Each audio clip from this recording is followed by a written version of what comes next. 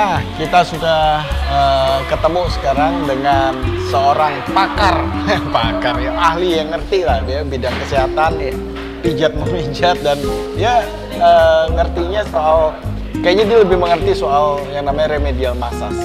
Apa itu remedial massage? Ya. Nah, Paulus, halo. Ya, halo, apa kabar? Baik. Apa kabar, Pak Luis? Lus. Ya, oke, jadi remedial, kalau kita ngomong remedi ya, kalau di sekolahan itu perbaikan aslinya kan. Oh iya. Paling gampang kan remedi itu perbaikan. Remedi. Remedi ya. Itu aslinya sama ya? Remedi. Sama, remedial itu adalah generic name. Jadi namanya generic name. Sebenarnya kayak kita pijat therapeutic massage, acupressure itu masuk part of remedial massage. Jadi kata-kata yang sangat umum. Cuman remedial massage ini sangat awam untuk di Indonesia. Kebanyakan kalau di Indonesia pijat urat, kesleo, seperti itu ya. Ahli ya. Coba kalau ngomong sama bule nih remedial massage, wow, paham semua mereka udah. Karena mereka udah common, very common di sana. Di sana kan bahkan ada sekolahnya minimal diploma 1, advance. Oh, ada sekolah? Ya, ada sekolah. Ada sekolahnya, advance diploma itu D2, terus langsung ke bachelor, D3 ini apa S1-nya gitu. Nah, di Indonesia setahu saya sih mungkin rata-rata yang untuk dikirim ke luar negeri aja butuh trainingnya maksimum 3 bulan. Nah, kita bandingin lah sekolah setahun sama 3 bulan gimana, kualitasnya kan beda pasti gitu. Nah, kebetulan juga jadi remedial massage itu intinya gampang, bahasa gampangnya gini. Otot sama urat itu pasti ada faktor cedera, entah itu karena salah gerak atau habit yang kita bentuk tiap hari, dan akhirnya terjadi suatu spasme otot atau spasm otot ya, spasme. Apa tuh? Spasme itu ketegangan otot. Nah, ketegangan otot Tegang awal bisa balik gitu ya? terus apa? Terjadi pelengketan. Nah, apa karena nggak lentur? Otot bisa banyak faktor, lentur. banyak faktor. Bisa kurang vitamin, kondisi kelenturan ototnya juga beda. Terus banyak faktor karena belum ada studinya ya untuk musculoskeletal itu seberapa kelenturan yang normalnya, karena tiap orang punya karakternya beda-beda gitu. Seperti itu. Jadi tapi secara garis besar statistik 80-90% masalah musculoskeletal atau otot, urat dan skeletal. Skeletal itu bentuk tulang ya. Itu karena habit yang kita bentuk. Karena habit. Jadi misalnya kita habit tidur, habit di depan komputer, kita suka bongkok gini, ngetik laptop, nggak sadar, nggak sadar ya, kebiasaan kayak kita gini, gitu ya. Akhirnya apa? Otot tulang lehernya akan bentuk jadi ke depan. Namanya lordosis ini. Lordosis. Kalau keposis itu yang gini, kalau skelosis yang S. Atau misalnya kita duduknya suka gini miring, ntar one day setelah beberapa tahun atau bahkan mungkin nggak sampai setahun terjadi skelosis ringan dan akhirnya tambah lama tambah berat gitu intinya seperti itu. Lebih tajam sudutnya. Apa itu yang bikin salah satu yang membuat orang kalau udah tua itu bungkuk? Apa ada faktor itu apa enggak sih? Maksudnya gini, kalau nggak semua orang tua bakal gungguk, atau emang orang tua bakal gungguk pasti? Enggak juga, karena banyak faktor. Karena kan faktor kepadatan tulang itu harus dites semua. Terus bagaimana pola gerak, itu salah satu yang saya bahas, pola gerak. Kita ngomong habit gerak dulu nih. Kita ngomong habit gerak, karena kalau kita ngomong ke medis, wah parameter ukurannya itu banyak banget, A to Z. Kita cuma batasin di habit gerak dulu.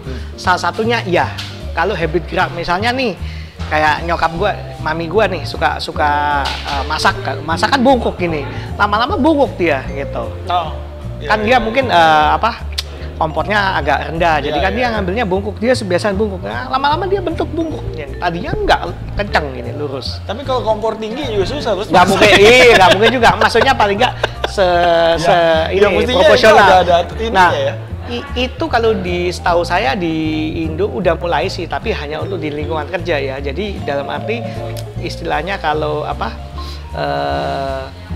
kursi itu ada kursi namanya kursi yang bentuknya dia membentuk tulang belakangnya biar lurus. Saya lupa namanya tuh. Nah, jadi untuk lebih proporsional.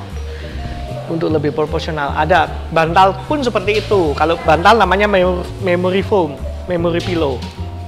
Nah, seperti itu. Ya, sekarang prinsipnya tadi udah jelasin remedial massage. Jadi intinya apa sih bedanya dengan pijet yang umum lah, refleksi atau pijet urat, keseleo seperti itu, apa sih bedanya? Remedial massage dia bekerja di area musculoskeletal. Jadi muscular, otot, urat, fascia itu urat yang lapisan luar, otot itu yang kayak tendon yang bagian dalamnya, terus skeletal, tulang ya, postur tulang yang melekat pada urat itu tendon itu sendiri.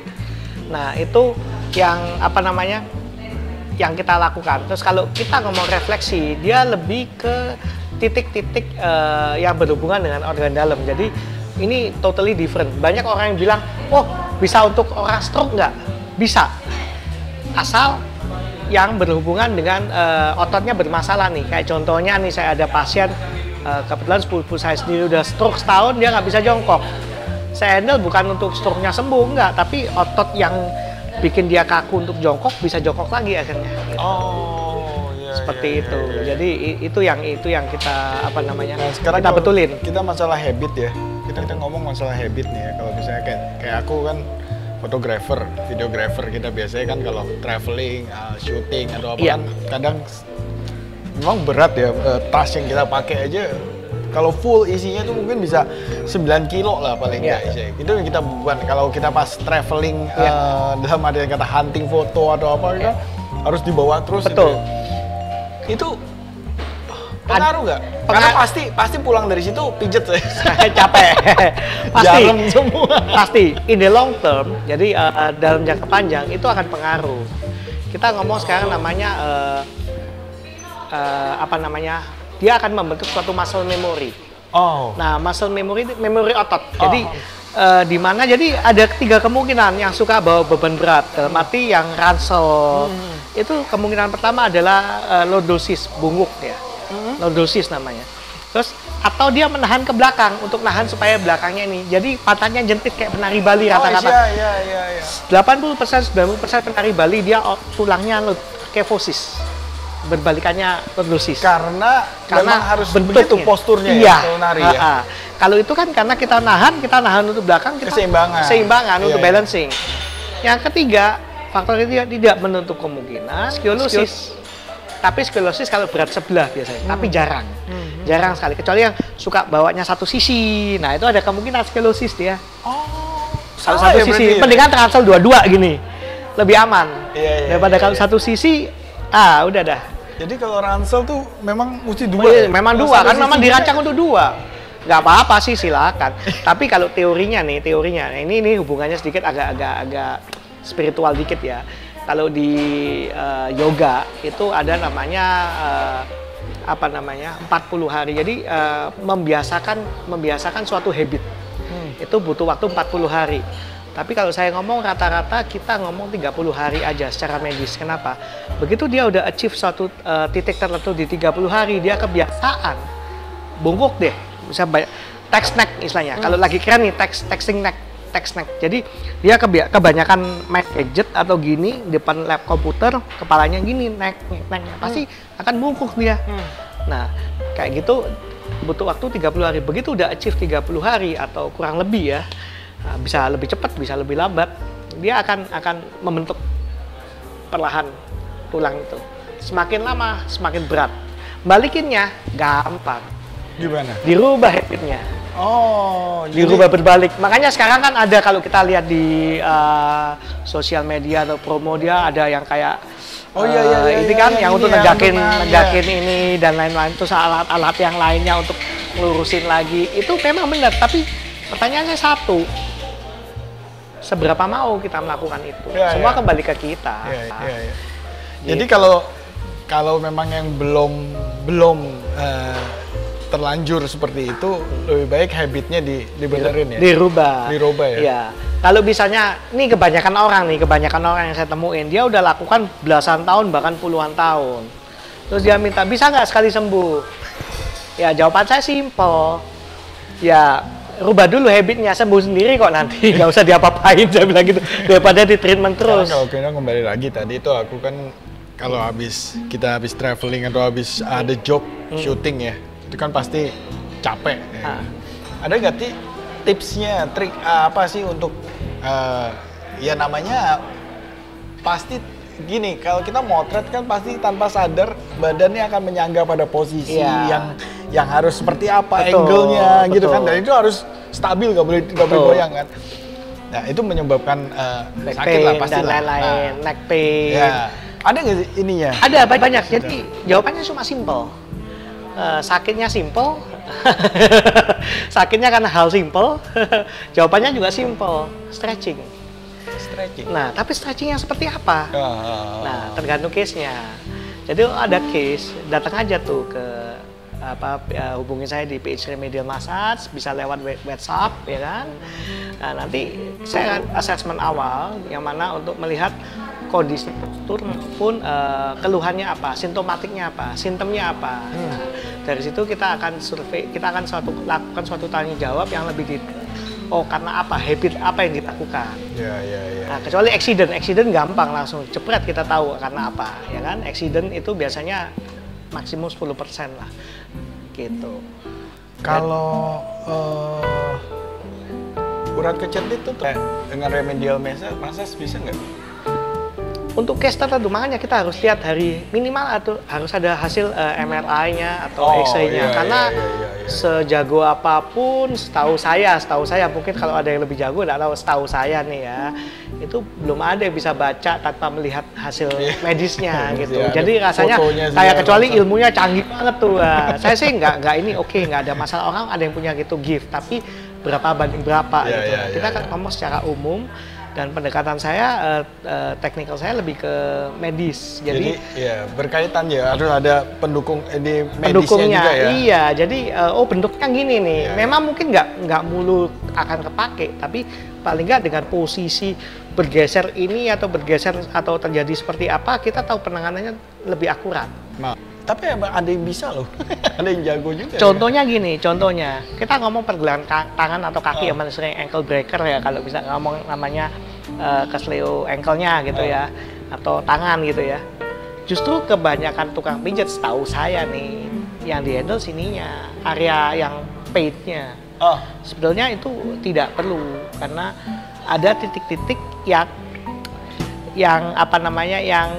titik-titik utama yang perlu diambil lebih dahulu, dan bahkan mungkin yang risknya, misalnya risk injury di sini, kadang risknya nggak perlu dipegang sama sekali, udah sembuh. Dan itu nanti akan saya ajarkan di salah satu materi training saya. Rencana saya akan opening school di Bali sih. Jadi kita kerjasama, jadi pendekatannya lebih ke medis. Saya kerjasama dengan kolaborasi dengan fisioterapi yang sudah cukup capable ya, dan sering mengadakan training. Dia ke manual terapi, musculoskeletal manual terapi. Satu lagi ke acupuncture lulusan dari China. Jadi untuk lebih ke titik-titik akupunkturnya itu kita akan combine. Yang mana istilahnya kalau saya bilang bahasanya MMA. Kalau orang MMA apa tuh kira-kira? Mixed martial art. Kalau mixed martial art ya, kalau ini kita nggak beda. Mixed massage art. Nah, bedanya sama-sama MMA-nya gitu. Banyak yang dipakai sekarang. Sekarang sudah mix. Jadi saya udah pakai acupressure juga, ada ancient shiatsu, anmo ya kan, terus ada active release teknik yang banyak kan dipakai di chiropractor atau fisioterapi. Tapi yang di luar negeri ya, di Australia salah satunya. Di Indonesia mereka sudah mulai belajar myofascia trigger point untuk fisioterapinya. Oke, sekarang kalau misalnya ini kembali lagi, kita kalau udah kondisi kita habis pegel-pegel itu, paling simple stretchingnya itu melakukan apa? Mulet gitu bisa nggak? Nah, itu makanya susah. Karena gini, kelihatannya nih sama-sama sakit di leher nih. Tapi lebih dalam lagi, harus ada tanya jawab. Ternyata apa habitnya? Apakah memang karena ransel? Bisa-bisa karena salah tidur. Jangan salah loh. Salah tidur. Salah tidur. Paling sering, paling gampang. Orang sering nggak tidur kita gini. Atau gini. Atau miring gini ditindiin atau di bawah bantal. Aku kalau gitu kemeng kan? Ya. Mati rasa. Mati rasa kan? Karena apa? Darah dicepit, nggak jalan. Akhirnya apa? Makanya dibilang kok sampai ke sini. Nah, ini simptomatiknya yang kita rasakan. Actualnya susah saya mau ngomongnya apa, harus seperti ini aja, nggak ada standar bakunya karena setiap problem penanganannya case beda. ya? Case by Iya, case ya, betul. berarti ya. Kalau cuma ngajarin doang gampang, tapi nanti ngajarin nggak berfungsi di saya juga buat apa? Nggak efektif juga. Yang penting kan kita perlu sesuatu yang lebih tepat guna ya, istilahnya gitu. Oke. Lebih efektif. Oke, berarti sekarang nih mungkin pertanyaanku terakhir deh. Ada nggak tips buat orang yang lagi nonton kita nih sekarang nih, tips apa nih untuk mencegah cedera ataupun yang lebih parah? Kalau kita mulai dari habit paling dasar. Setiap hari kita pasti tidur. Saya cuma mau ngajarin yang cara tidur. Kalau cara gerak susah. Yang penting kalau beban kita berat, mungkin setiap 1 jam kita berhenti, kita relax dulu. Jadi kita kayak depan komputer juga break dulu, stretching selesai, ya kan? 1 Nyetir jam. mobil termasuk ya? Salah satunya. Apalagi kalau yang zaman dulu yang masih manual gini ya. Wah, ininya yang kena nanti sciatica nerve-nya atau piriformisnya, daerah panggul sini. Kan sering kan, kadang kan sampai kesemputan, sampai kebas gitu ya. Terus kalau macet ya ngopling terus ya. Kalau tidur itu saya kasih saran, di sini belum ada habitnya, cuman orang udah mulai peduli sehat, tapi masih belum mengerti. Ini saya kasih tip nih. Nah, saya kasih tipnya gini. Tidur terserah mau tidur model apa, bebas. Kita mah mau ngapain bebas, kalau tambah dilarang tambah dilakuin biasanya. Betul nggak? Tapi intinya jangan sampai ketindihan aja lengannya. Mau muter model apa bebas, mau rangkul boleh bebas, mau rangkul istri suami bebas. Cuma jangan ketindihan lengannya. Karena apa? Itu akan menjadi minimal 70-80% akan terjadi frozen shoulder in the next day. Jadi hari berikutnya bangun frozen semua. Area skapulanya kena. Frozen shoulder itu berarti kaku. Frozen namanya frozen berarti peredaran darahnya ada nggak jalan. Ya, gitu. Itu satu. Kedua, ditambah pelengkatan otot. Kedua adalah yang saya mau kasih tips ini bantal. Bukan saya jualan memory foam, enggak, saya nggak jualan. Tapi saya justru tahunya waktu di sana di Australia, waktu di klinik sana, saya coba beli bantal itu, dan bantal itu terserah mau nggak harus yang paling mahal, nggak harus merek tertentu paling mahal, bisa aja dapat yang paling murah. Nah, banyak kasus pasien saya ternyata bantalnya lebih cocok yang murah dibanding mahal. Dia udah beli mahal-mahal nih sampai jutaan gitu, tapi ternyata cocoknya yang murah. Nah, cara ngukurnya gini nih. Ini leher, kita ngomong ini leher ya, gini deh, paling gampang. Ini leher, tidur nih, terlentang, ini ke adep atas ya. Harus ada yang liatin, jangan salesnya yang liatin. Salesnya yang cuma pasti dia bilang, udah bagus pak, udah cocok gitu, nggak bisa. Bahkan jualan namanya, ya kan? Tapi kita lihat di sininya, lehernya align apa enggak, satu garis apa enggak, segaris enggak. Jangan sampai kalau dia agak ke sini berarti kurang tinggi, kalau ini ke atas ketinggian. Nah, pada waktu miring ke sini, dilihat yang garis belakangnya, leher belakangnya. Align juga enggak? Jangan sampai gini, jangan sampai ini. Kalau udah align dua-dua, udah itu bantalnya. Itu aja. Tapi yang memory foam yang bentuknya gitu. Terus yang merek apa, saya nggak tahu, coba masing-masing. Keliling aja coba, banyak sekali brand. Apa itu garanti, yang paling mahal, yang paling bagus, yang paling cocok, belum tentu. Cuma yang penting karena leher kita beda-beda. Misalnya nih, saya beli satu. Biar nanti istri saya juga bisa pakai, anak saya bisa pakai. Nggak bisa. Strukturnya beda. Belum tentu sama. Anak gitu. Dengan dewasa bisa ada 3 orang dalam satu rumah, bisa bantalnya sendiri-sendiri. Karena bantalnya itu memang konturnya leher kita. Berarti gitu. mesti custom benar-benar sesuai ya. Betul. Wow, keren. Oke, bro. Kayaknya cukup deh. Aku udah mulai paham nih. Jadi konsepnya gitu ya. Oke, jadi buat kita yang masih ngalamin nih frozen shoulder ataupun apa kaku apa segala macam, mungkin daripada yang nggak jelas terus dipijet dengan sembarangan atau apa, coba bisa hubungin nomor yang ada di bawah nanti ya, langsung hubungin ke orang yang paham gimana cara mengatasinya. Ya, jadi itu aja untuk kali ini. Kita akan lanjut untuk episode berikutnya. Ya. Oke, terima kasih. Saya Louis Lee, thank you. Thank you. Bro.